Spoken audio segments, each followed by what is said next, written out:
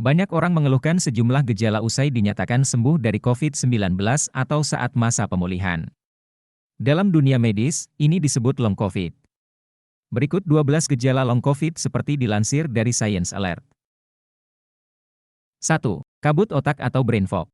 Brain fog atau kabut otak adalah istilah yang digunakan untuk menggambarkan bagaimana pemikiran seseorang menjadi lamban, kabur, dan tidak tajam.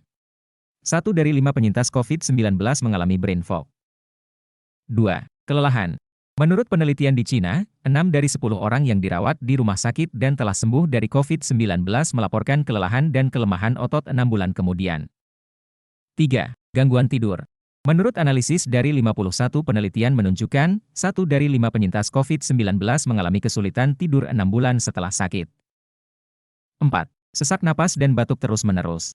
Menurut sebuah penelitian terhadap lebih dari 73.000 veteran AS, sesak napas dan batuk terus-menerus adalah gejala umum yang dirasakan penyintas COVID-19, 1 hingga 6 bulan setelah infeksi. 5. Masalah jantung.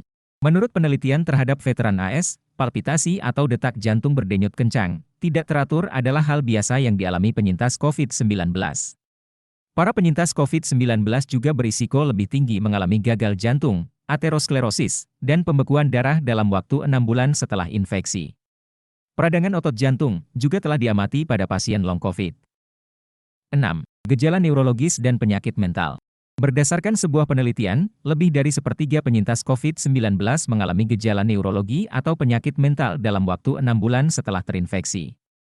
Kecemasan dan gangguan mood seperti depresi adalah yang paling umum dialami. 7. Kehilangan penciuman. Menurut survei kecil di AS, sekitar sepertiga pasien dan penyintas tidak dapat merasakan kembali indera penciuman selama 2 bulan atau lebih. 8. Gejala usus seperti kehilangan nafsu makan dan diare.